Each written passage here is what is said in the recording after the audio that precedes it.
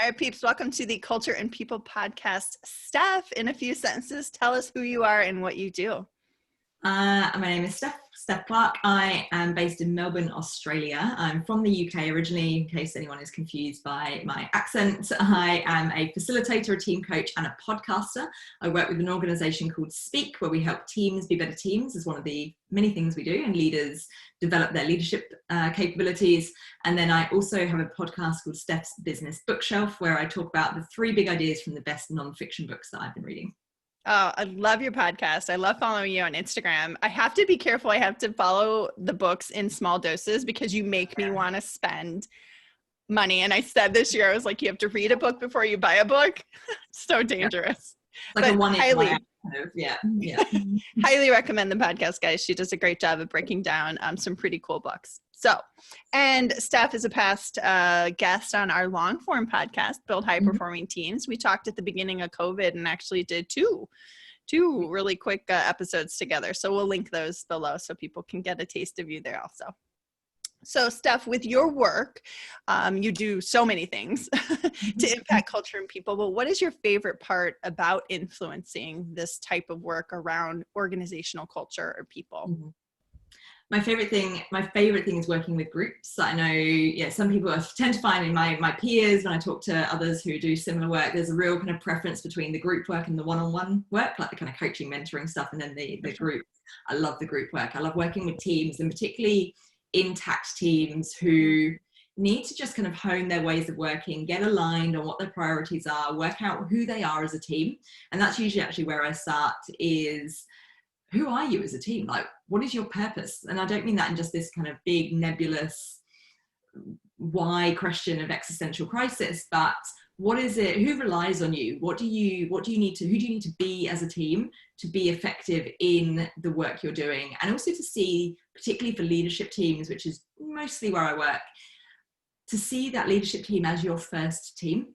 And that is your main role. You're not just the representative of finance, of HR, of whatever in another team.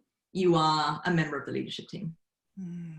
Yeah, that micro and macro, right? Like it's both.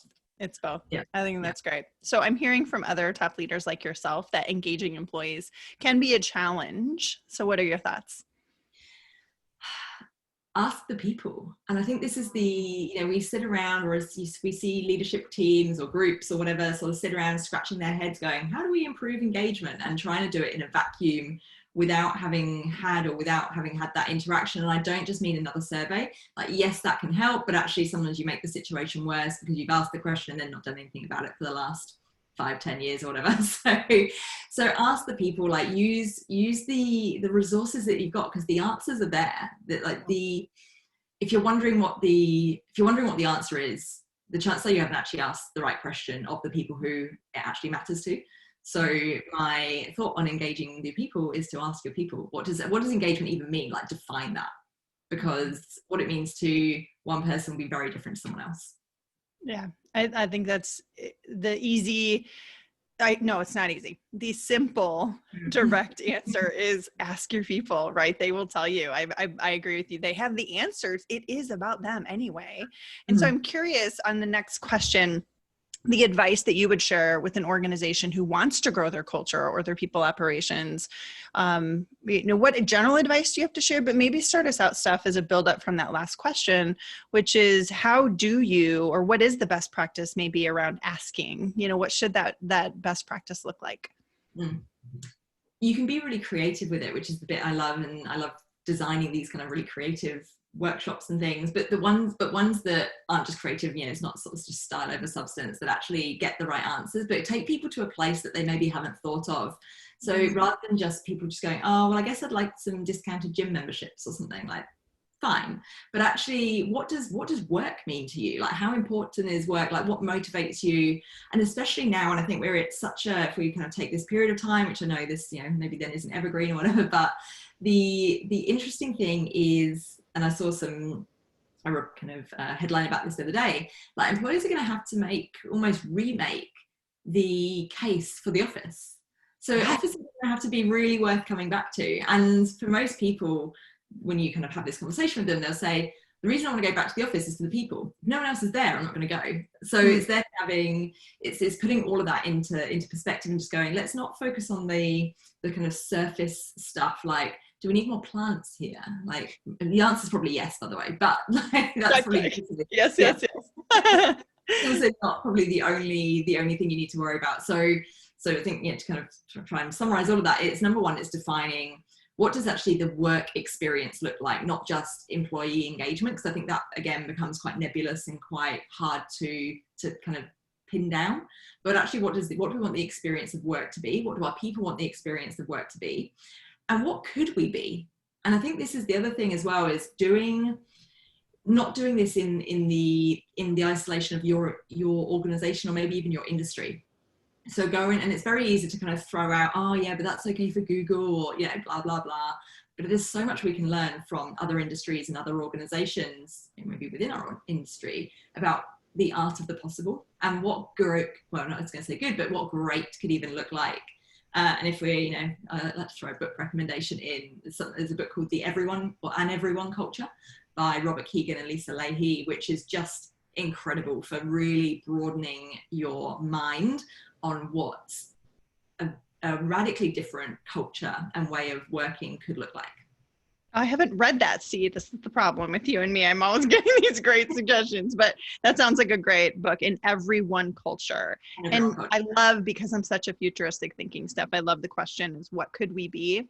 Because the interesting thing is, when you just ask about like, what could we do to engage you better? Right now, right now is, we really can only ask for what we've seen or heard, right? Like, I want, unlimited PTO. And I'm not saying those things don't matter. Maybe they do, but let's get to like really the heart of why people come to work. And this is, I think, the key, where people say that they're going to ask, or they want to be in work for an organization or hire people who are aligned to our values. That's really what I think we're getting at, which is like, can we give you an ecosystem that you can thrive in? That's really what we're saying, but we don't really know how to articulate it. Yeah. And I think the other interesting thing at the moment is, off the back of what's happening around the world and in different ways and different, severities and things. Let's not even go into that, but that may have changed. Like, people's definition, what you think people might want from and need from work and the work experience may now be radically different. So don't rely on, oh, we've got this nailed, like we have a great culture. Like, great, maybe you do, like, that's fine, but don't assume that remains to be the case, or that people's expectations remain to be the same. Oh, so agree. I was talking to a Fortune 100 leader of an organization, and they were commenting stuff very similar to what you're saying of, oh, we've been doing this daily stand-up for, ever since COVID hit. We talk every day and everybody seems to really like it. I'm like, seems to really like it makes me my first cue of like, well, do they? Second, maybe they liked it at the beginning because we were all freaking out. We needed like grounding, like back to our people. Let me see you every day. But is a daily stand-up going to work when kids are back to school, or now that we're 6 months later and we're like, oh, just ask, right? It doesn't hurt to ask. So I guess maybe right now, maybe we'll both weigh in on this question, but like, what would be the frequency that we would want to check in, maybe as a leader to individual teams or individual employees? What do you think? It's so hard because it's so individual. And again, like, I'd put that back and just ask them. Like, for some people, they're like, no, I'm good. Actually, I'm loving this whole like isolation thing. I'm currently living my best life. I know several people who are like, this is it. This is me. Whereas others, for various reasons, are really struggling and need something different. So again, it's going to be something that you maybe suggest a cadence and then tweak, and it doesn't have to be the same for everyone. I think it's very easy to just blanket, right, everyone I'm going to catch up with monthly. And again, obviously there's scope and scale and all these kind of things. Well, if you've got 25 or 50 direct reports, then that's gonna be harder. But I'd question whether you should have 50 direct reports. That's another thank you another podcast. But yeah, so kind of tailor it. And this is the thing, people more so probably now need that kind of slightly more personalized, bespoke approach, rather than just fitting into this is the box everyone shall exist in. Agreed. Guys, this conversation's so good. We're going to move to part 2. So I'm going to pause us here and restart.